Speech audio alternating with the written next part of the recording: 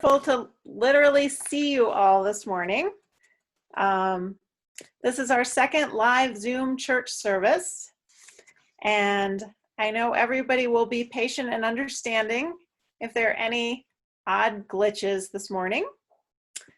And again, welcome. I'm Roz Cook, and I'll be leading the program today. Thank you all for joining in. It's nice to see the familiar faces, and it's nice to see the new faces too. So I have to say, I am really proud of our church for finding a way to make this happen. I feel like these Zoom services are a little more interactive and a little more familiar, like our usual church service. And I think that's comforting to people. I know it's comforting to me. And it's taken a lot of hard work by a lot of members of the church. Especially the worship committee and the board of directors. And I really want to applaud everyone yet again with a special shout out to Paul and Barry, because I know how hard they worked to figure out how to do this. So thank you both, and thank you everyone else who's helping out too.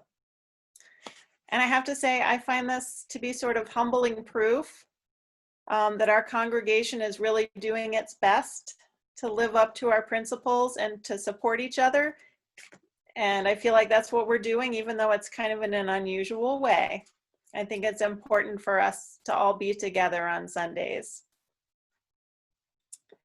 So the format this morning will be familiar, yet not exactly the same as if we were in the building together.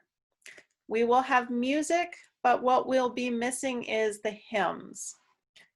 And our joys and concerns will happen at the very end of the service after the prelude. The logic of that is, since we're recording the service, right, Paul? That part of it will be private and off of the recording. And ultimately, the recording will be posted on YouTube and on our website, so that anybody who couldn't join in today can watch it later. And for those of you who are enjoying it so much, you can watch it again. There's always that option. Okay, with that said, let me begin. Here are the opening words. Home was not a set house or a single site on a map. It was wherever the people who loved you were, whenever you were together. Not a place, but a moment, and then another, building on each other like bricks to create a solid shelter that you could take with you for your entire life, wherever you may go. And that was by young adult author Sarah Dessen. So Tom Begush happens to be right here, and he's going to light the chalice for us this morning. Morning, everybody. Just don't light me on fire. Try not to. Thanks.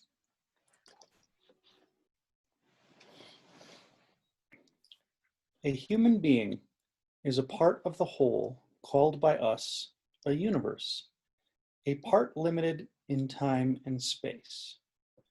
He experiences himself, his thoughts and feelings as something separated from the rest, a kind of optical delusion of his consciousness.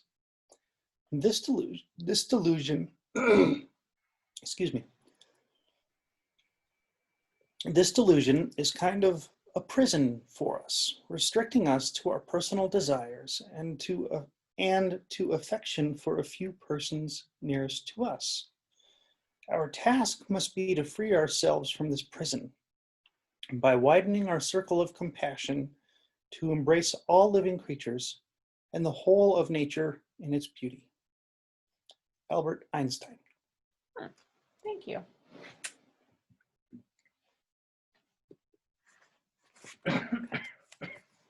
Oh. Sorry. Now I ask you all to join in for the unison reading of the covenant. As many of you know, our church doesn't teach dogma or cling to specific beliefs about a god or gods. We do make promises to ourselves and each other when we come together on Sundays.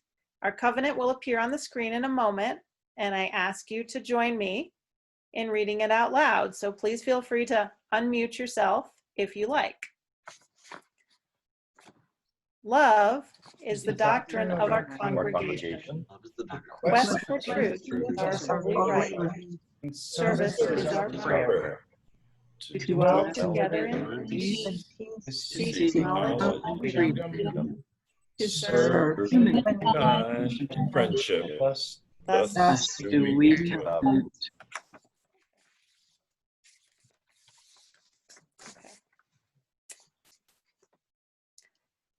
And we're moving along very quickly. And this is the part where we take up our offering. And each week, if we were together, we would do that. And even though we aren't in our beautiful building, I'd like to remind people there's still an electricity bill to pay, maintenance to be done on our campus, and above all, a rather large mortgage that is due at the beginning of every month. On the bright side, we're probably saving a little money on electricity, and we're using a lot less toilet paper, right? And paper towels. So while you listen to the music that's coming up, I do ask you to please consider how you would like to pay your pledge. The church absolutely still needs your support. I know last week they said, hey, maybe this is the time you should go find your checkbook and write out a check. Some of the other options, we do have a PayPal account, or maybe you could figure out how to make monthly deposits electronically directly from your bank account. And I will add this time, if you would like to make a cash donation, my husband Tom will come over later today and pick it up. Right, honey? You betcha. Okay. Music, please.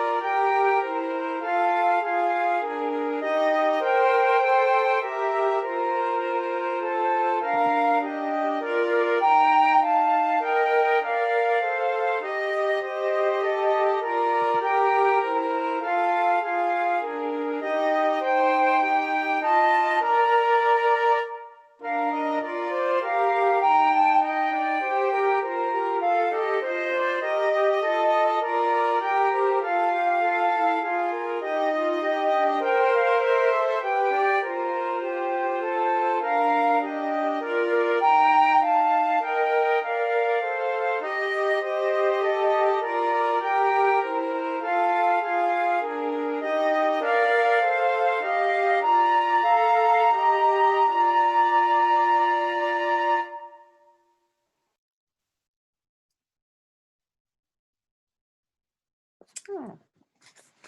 Well, that was a beautiful piece. Well, now we've gotten to the best part, though.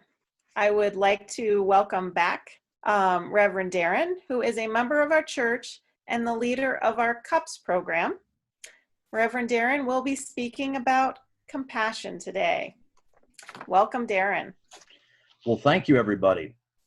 Well, very good morning to one and all. I'd like to share with you a pagan blessing, which we say in our funny little unique way, which is blessed be. And I share this to everyone and want to thank you all for joining us today. I'd like to open with a pagan prayer entitled Compassion. To the goddess and the gods, we are thankful for this day, remembering to help others in what we do, in what we say. May the blessings you've given us now with your sacred powers lead us to compassion throughout all of our hours. For there are those not as fortunate, having not wealth, health, or fame. By this we are humbled, and we make an offering in their name. To you, powers of earth and sky, and may you give us the gift to see. Those we can show compassion to, we ask you, so mote it be. Well, I was very honored to be asked 6 months ago to share with you a sermon on compassion, and here I am speaking again on compassion today, but this time from a pagan viewpoint.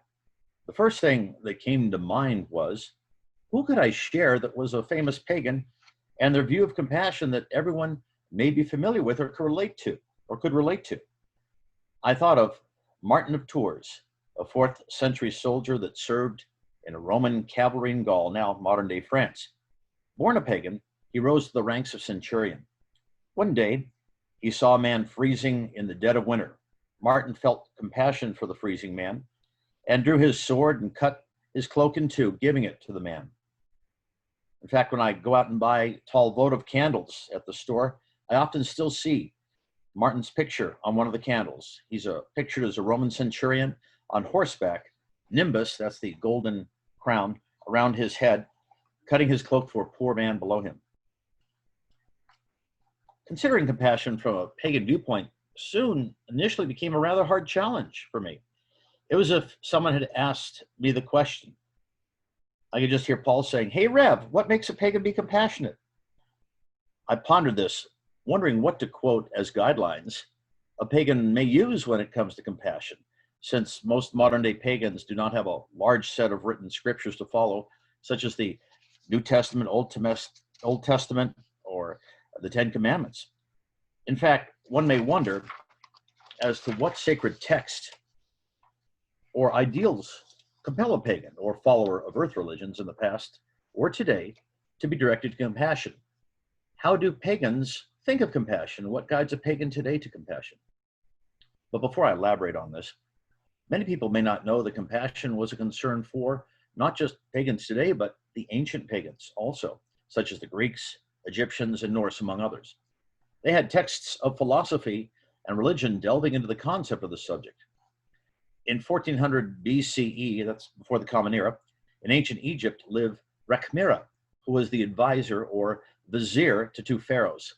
It's funny, whenever I think of a vizier, I remember Jafar the vizier from Disney and Aladdin, but this gentleman really was the real deal. Rekhmira was the vizier to the pharaohs, and he wrote 3,600 years ago the text entitled The Installation of a Vizier, describing not only the duties one should follow as the pharaoh's advisor, but on compassion as well. He wrote, "I defended the husbandless widow. I established the son and heir on the seat of his father. I gave bread to the hungry, water to the thirsty, meat and ointment and clothes to him who had nothing. I relieved the old man, giving him my staff and causing the old woman to say, 'What a good action.'" The ancient Greeks' philosophy stressed living a life of virtue, including compassion for others, and by this virtuous life, obtaining happiness. Ancient pagan Norse peoples, think here Vikings, also emphasized virtues, not only ones such as courage and self-reliance, but also hospitality, generosity, and compassion. I found it interesting that compassion was discussed in the Norse poem collection called the Havamal.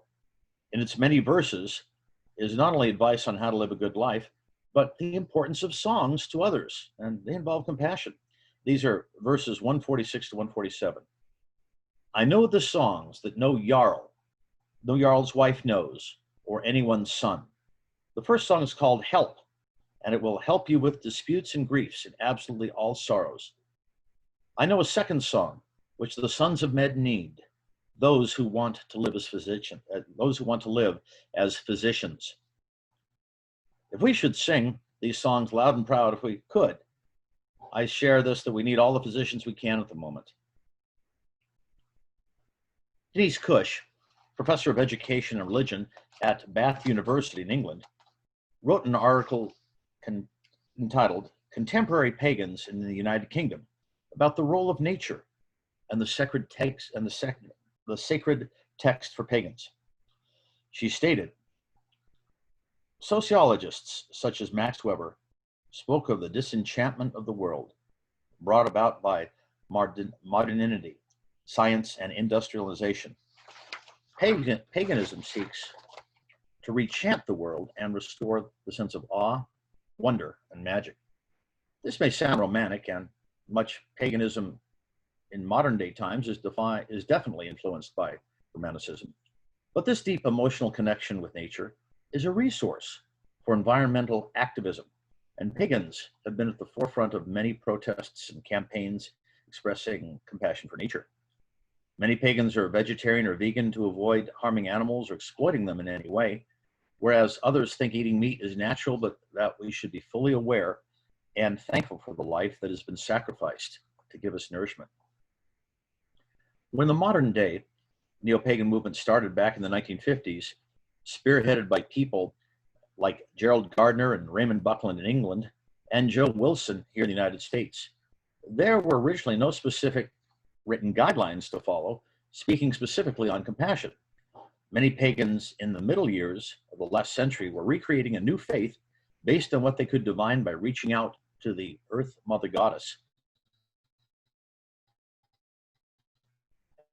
and various ancient pantheons of gods and goddesses. People were starting from scratch.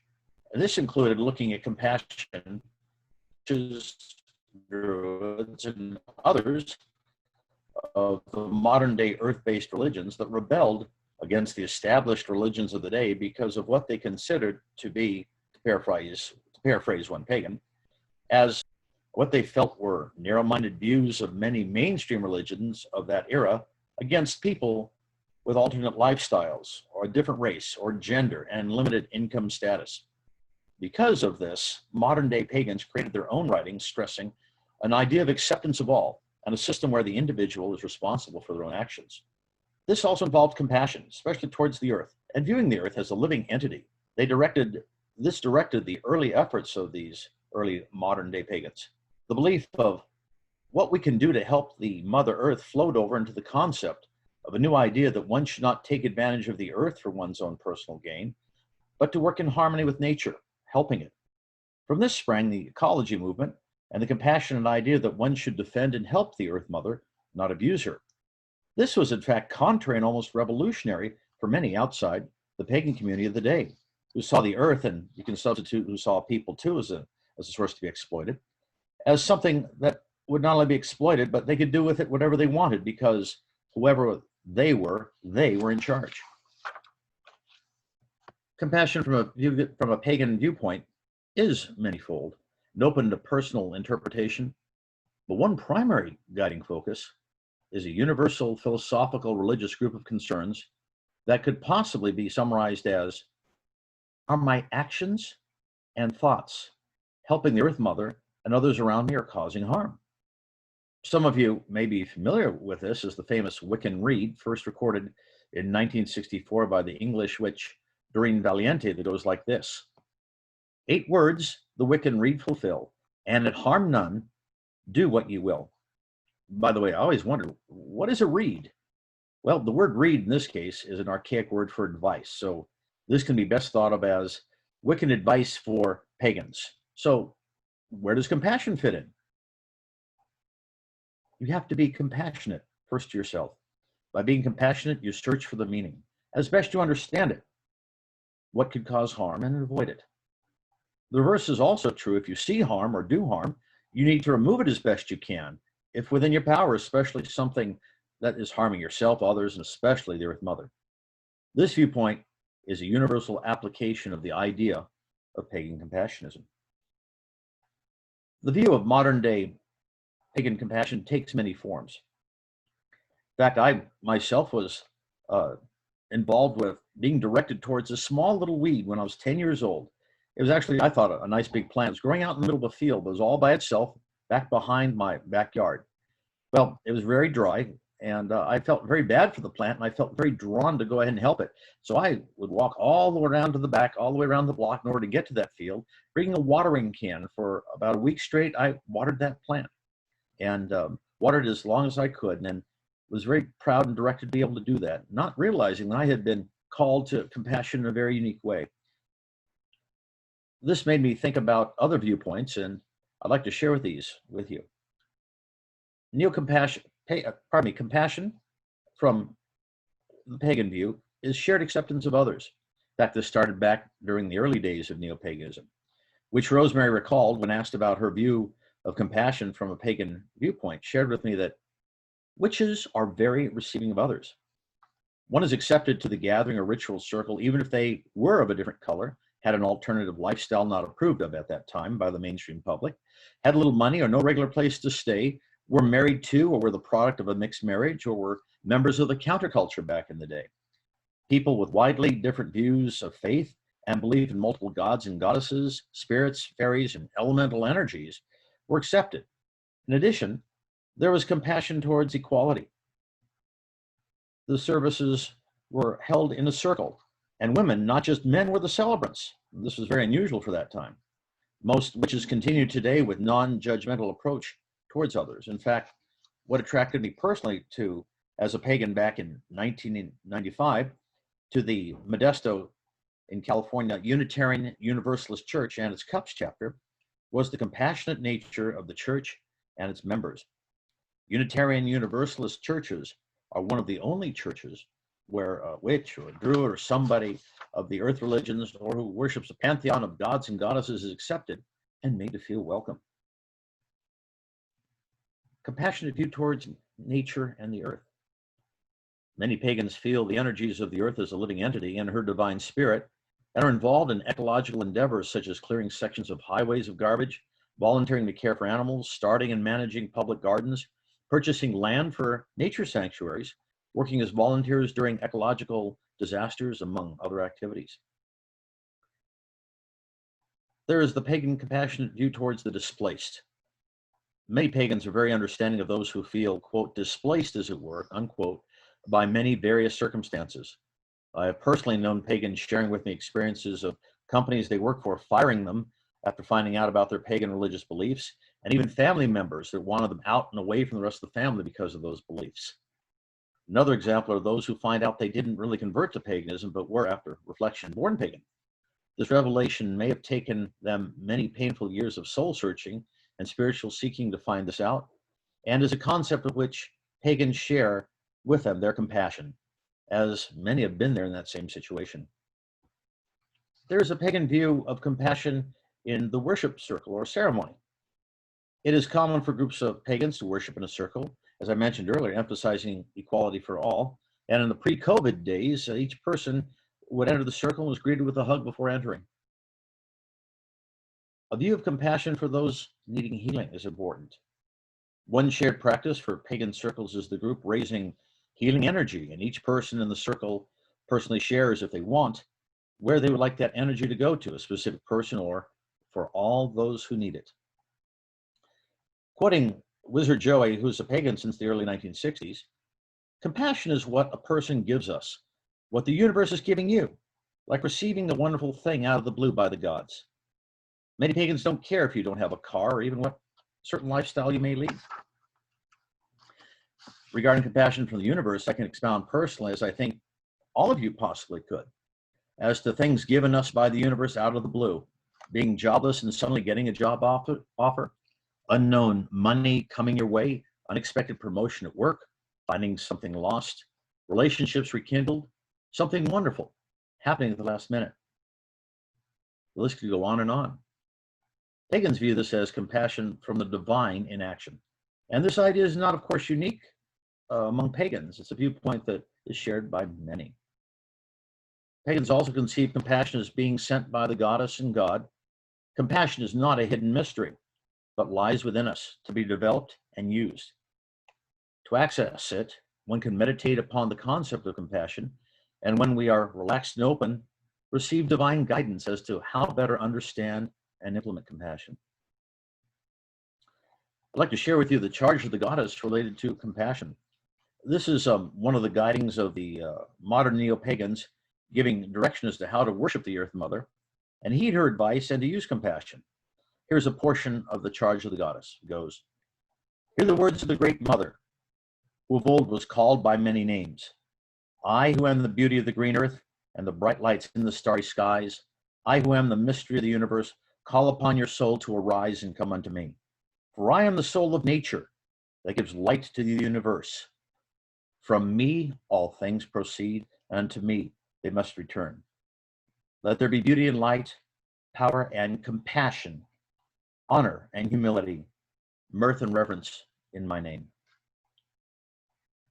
Tim Titus, a writer for the witchesandpagans.com online website, shared his view of compassion that was just mentioned in the Charge of the Goddess. He states, "We can't help everyone. That is a basic truth, but it can also freeze us up and keep us from helping anyone. Every virtue in the charge is paired with another. Compassion is balanced with power. To me, this is where the balance of power and compassion come into play. Most of us have some power to help someone in some way. We have the power to help others if we choose to seek it out." Regarding COVID and compassion, many pagans today are, of course, very concerned about the resurgence of it, and we seek more ways as how it could help share more compassion during this very trying time in our history. It goes beyond encouraging others to wear their masks in public, be clean, and to stay home as much as we can. It also is what we do to set an example. I know a pagan that personally carries an extra mask just in case somebody may need it. He views this not only as a compassionate act, but one that could save a life. My last shared viewpoint regarding view of compassion is from a pagan parent. He sees compassion in the world as something one can give of themselves for another's benefit, even if it involves great cost to that parent personally. He believes that sacrificing one's time, money, and energies is a service to the goddess and also a service to his immediate family. This pagan is currently working 2 jobs with a disability that will become worse by continuing to work, so as to make a little bit more money for his family before he can no longer work. A true compassionate case of giving all to serve others. My closing prayer today is a compassionate call to the divine ones to help us during this COVID-19 crisis, written by Laurel Donnellan and simply entitled Prayer from a Pagan. Mother, Father, God, Great Spirit, we need help to love each other in new ways now. Help us to share and collaborate compassionately as a global community. Help us to open our hearts and minds. Help us to share our science, best practices, people, money, and supplies in a way to slow down and eliminate this virus, heal the suffering, support the grieving, and prevent future suffering. Help us lift up the hands, hearts, and minds of all the people on the front lines of the crisis, including healthcare workers, first responders, essential workers, innovators, rule makers, rule enforcers, and rule followers. Help us to have the courage and patience to guide the rule breakers back to the center so we can all work together to restore health and happiness and peace as soon as possible. Help us to heal each other. Help us to feed each other. Help us to shelter each other. Help us to employ each other. Help us to love each other. And help us to remember these lessons once this crisis passes so that we can build a more compassionate world together for future generations. In closing, compassion. Let us seek it from within, so better to share it without. So mote it be. Reverend Darren, thank you so much. I can't think of a better topic to have spent some time on than compassion. I feel like that is something that can only improve everybody's life right now, and it's a wonderful thing to have talked about. And the pagan perspective was, I think, educational for me and probably almost everybody else. So thank you so much for sharing that with us this morning. I'm now going to ask you to join me in a unison reading of our West Valley UU mission statement. Hopefully everyone can see that on the screen.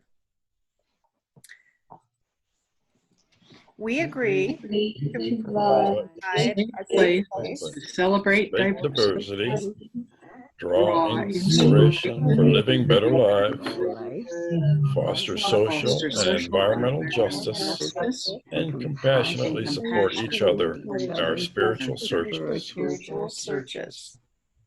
All right, and I am now extinguishing the chalice.